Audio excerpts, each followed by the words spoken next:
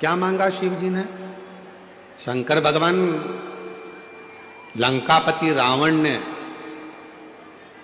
एक बार शिव जी के सामने जाकर खड़ा होकर कह दिया था कि आपको मैं क्या दूं, मैं आपको क्या प्रदान करूं।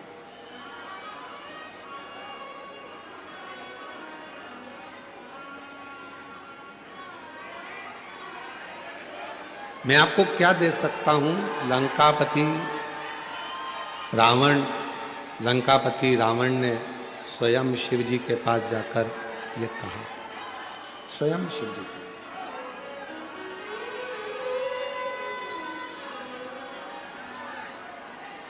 और लंकापति रावण ने भगवान शंकर जी के पास जाकर कहा कि मैं आपको क्या दे सकता हूं, मैं आपको क्या प्रदान कर सकता हूं। मेरी जीजियों, मेरे जीजाओं, मेरी बेटियों, बेटाओं, मेरे बुजुर्ग माँ बाप, याद रखना, ये लंकापति रावण की कथा नहीं,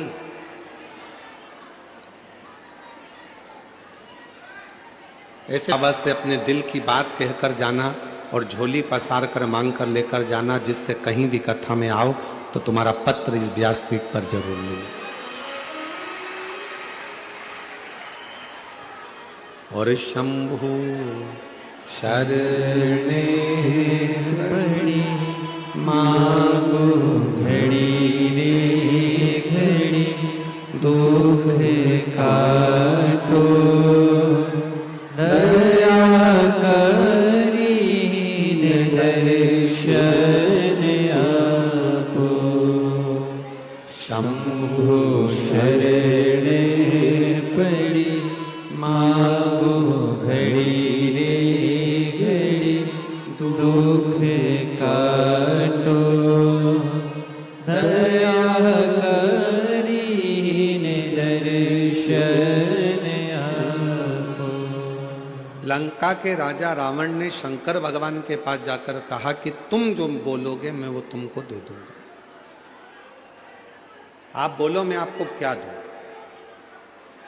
आपको क्या प्रदान करूं। आप जो बोलो मैं वो दे देता हूं। शिव जी कुछ नहीं बोले, बाबा उघड़दानी कुछ नहीं बोले। फिर लंका के राजा रावण ने वापिस देवाधिदेव महादेव जी से जाकर कहा कि आप जो बोलो वो मैं आपको दे सकता हूं, आप जो कहोगे मैं आपको दे दूंगा। शिव जी तो भी कुछ नहीं बोले, बिल्कुल मुख से शब्द नहीं कहा। और मेरी जीजियों, इस बात का स्मरण अपने भीतर रखना,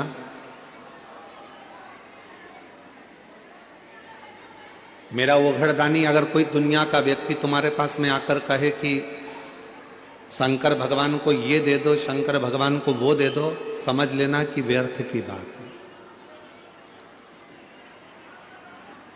शिव कभी भी अपने भक्त से ये भी नहीं कहते कि मुझे तू ढेरों चढ़ावा दे, धन दे, संपदा दे, या तू मुझे कुछ प्रदान कर। शिव नहीं कहते। और आपके इधर अगर मुंबई में, अगर महाराष्ट्र में, अगर कहीं शंकर भगवान तुमसे कहते हो कि मुझे ये ला कर दो तो बात दूसरी है। पर शिव पुराण की कथा कहती है कि शंकर भगवान कभी नहीं कहते कि मुझे तू ये दे या वो दे, कुछ मत। शिव कभी नहीं कहते।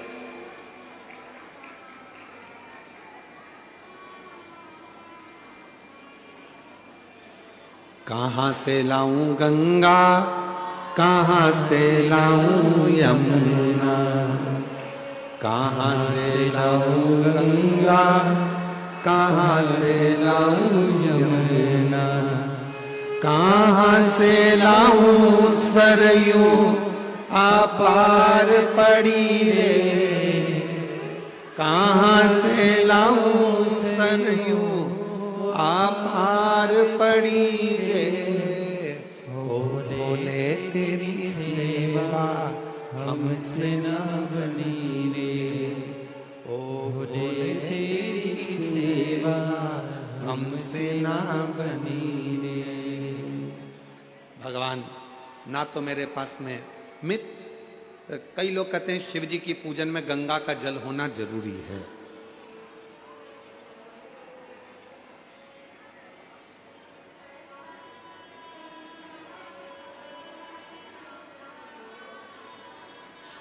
और मान लो तुम्हारे पास में गंगा जी का जल नहीं है तो क्या शंकर जी तुम्हारी पूजन को स्वीकार नहीं करेंगे? अरे बोलो तो जम के, करेंगे ना? क्यों? स्कंद पुराण में वर्णन आता है, स्कंद पुराण में वर्णन आता है कि एक बहुत साधारण सी घर में रहने वाली एक दृष्टांत बड़ा सुंदर है। और एक घर में रहने वाली एक रेणुका मां नाम की एक स्त्री थी। थोड़ा ध्यान से सुनना इस स्कंद पुराण के इस चरित्र को। रेणुका,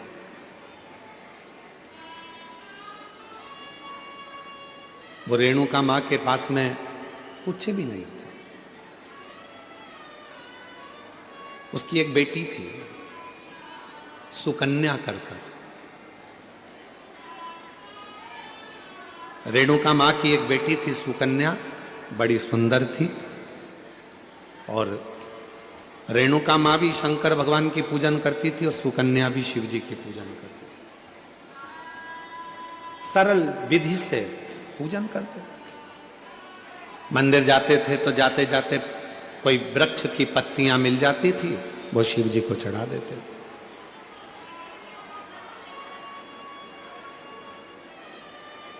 कोई फूल मिल जाता था, वो शिव जी को चढ़ा देते थे। और कई बार ऐसा हुआ कि रेणुका सुकन्या को कोई पत्ती नहीं मिली, कोई फूल नहीं मिला तो उन्होंने जल चढ़ा दिया। कई बार ऐसा भी हुआ कि सुकन्या और रेणुका को जल भी नहीं मिला तो उन्होंने 3 बार ताली बजा दी। कई बार ऐसा हो गया सुकन्या रेणुका को कि वो मंदिर भी ना जा पाए तो उन्होंने शिखर का दर्शन कर लिया। शिखर का दर्शन।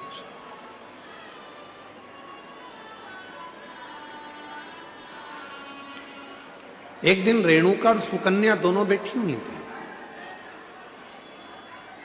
और रेणुका सुकन्या बैठी हुई थी और वहीं से एक संत का निकलना हुआ। बड़े विरक्त संत थे, शंकर जी के परम भक्त थे वो भी। स्कंद पुराण का ये बहुत सुंदर दृष्टांत है, अपनी जिंदगी में उतारिएगा। रेणुका सुकन्या बैठी है और वहीं से संत का निकलना हो रहा। विरक्त थे, शिव के परम उपासक थे। उनके मुख से नित्य प्रति ओम नमः शिवाय, ओम नमः शिवाय, ओम नमः शिवाय, ओम नमः शिवाय जपा करते थे।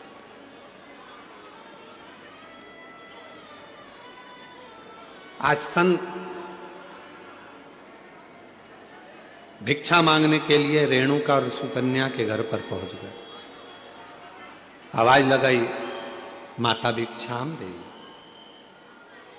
माता भिक्षाम दे, भूख लगी है, थोड़ा अन्न का भाग दीजिए।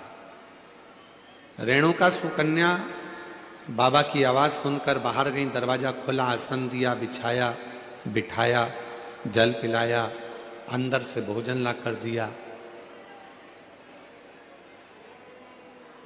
पूजा की तैयारी कर रही थी शिव मंदिर जाने के लिए सुकन्या, और बाबा की दृष्टि पड़ गई उस पूजन की थाली पर। और जैसे ही संत की दृष्टि पूजन की थाली पर पड़ी तो संत ने बात बात में पूछ लिया, ये पूजन में सारा साहित्य रखा हुआ है पर गंगा का जल नहीं है तो तुम्हारी पूजन शिव स्वीकार नहीं करेंगे। ये संत ने कह दिया रेणुका और सुकन्या से, आपकी पूजन में, आपकी पूजा की थाली में गंगा का जल नहीं है तो शिव इस पूजन को स्वीकार नहीं करेंगे। आप तो संत कहकर चले गए।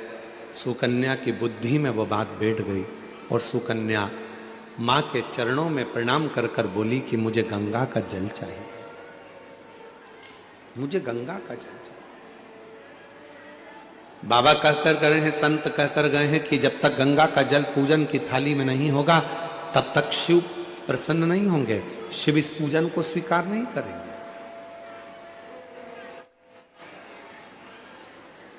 अगर भगवान शंकर को पूजन स्वीकार करना है, अगर भगवान शंकर को पूजन स्वीकार करना है तो गंगा का जल का होना जरूरी है।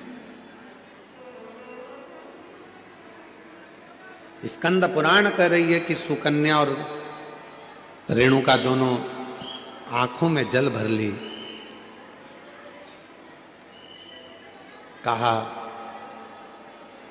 एक काम करो सुकन्या, तुम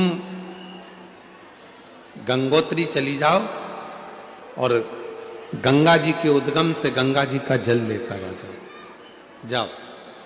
सुकन्या हाथ जोड़कर बोली, मां मैं अकेली कन्या, मैं अकेली स्त्री गंगा का जल लेने के लिए कैसे जाऊंगी?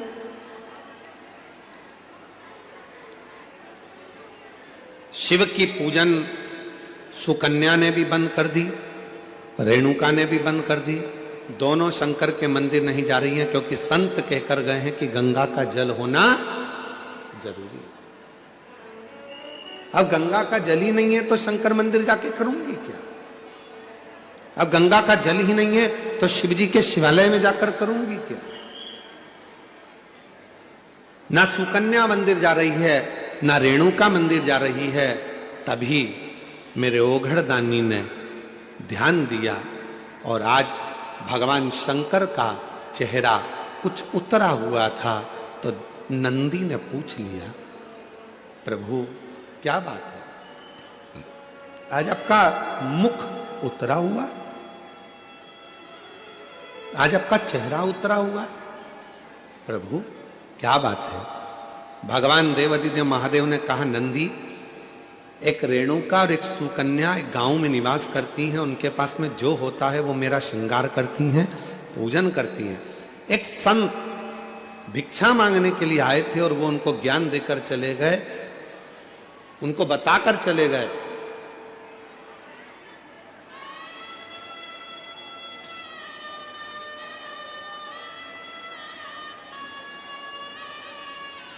कि गंगा के जल के बिना शिव पूजन को स्वीकार नहीं करते।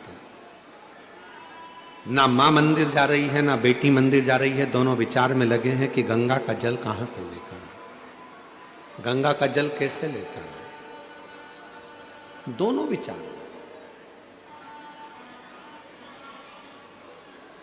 और उन दोनों के जल के बिना मैं फीका हूं। तभी भगवान शिव के पास से नंदी दौड़ कर गए, आप चिंता मत करो, आपका चेहरा उतरा हुआ देखकर, मुख उतरा हुआ देखकर मुझे अच्छा नहीं लग रहा। दौड़ कर गए नंदी और नंदी ने जाकर एक साधु का रूप रखकर पहले तो संत को समझाया कि गंगा का जल की मूलता नहीं, मूलता है शिव भक्ति की। जाओ जाकर सूचित करो। संत मानते नहीं थे तो नंदी ने अपना असली विग्रह धारण कर, बड़े बड़े सींग, बड़ा विराट सा स्वरूप नंदी का, बड़ा विराट सा स्वरूप।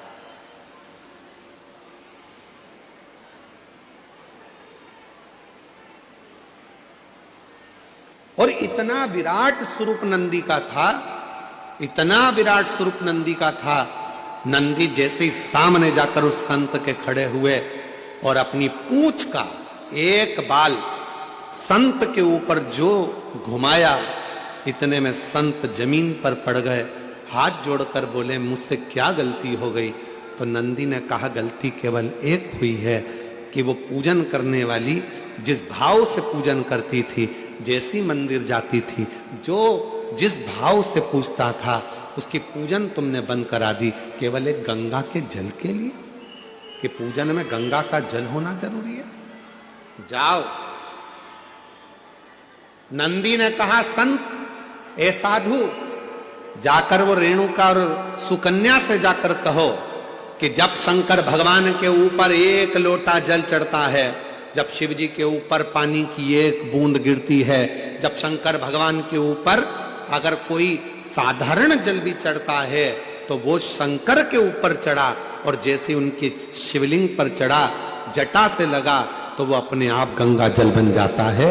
अलग से गंगा जल की जरूरत नहीं पड़ती।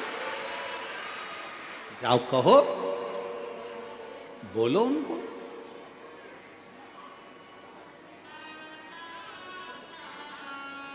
कहां से लाऊं गंगा, कहां से लाऊं यमुना, कहां से लाऊं गंगा, कहां से लाऊं यमुना, कहां से लाऊं सरयू आपार पड़ी रे,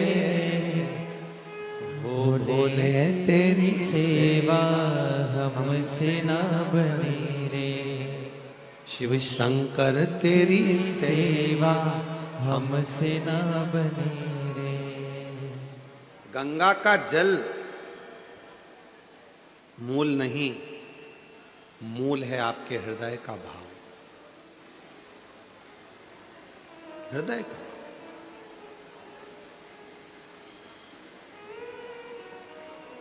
इस कथा में कई लोग गाड़ी भर भर कर पानी की बोतल लाकर बांटे, कई लोग श्रीखंड की हजारों हजार डब्बे लाकर बांटे, कोई खिचड़ी लाकर बांटा, कोई भोजन के पैकेट बनवा बनवा के हजार हजार 5-5 हजार लाकर लोगों को बांटे। और उसी बीच में कोई ऐसा भी था जिसके पास में कुछ नहीं था, तो 10 रुपए की टॉफी खरीद कर उसने वो भी बांटा। कोई ने 5 रुपए का बिस्कुट खरीद कर बांटा। तो क्या उसका बांटना स्वीकार नहीं होगा? क्या उसका बांटना स्वीकार नहीं है?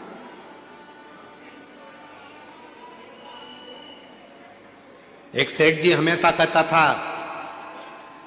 भगवान मुझे देगा तो मैं भंडारे करूंगा, भगवान मुझे धन देगा तो मैं भंडारे करूंगा, खूब भोजन कराऊंगा, खूब भंडारे करूंगा, खूब भंडारे करूंगा, खूब भोजन कराऊंगा। अगर भगवान मुझे देगा तो मैं भंडारे करूंगा। पर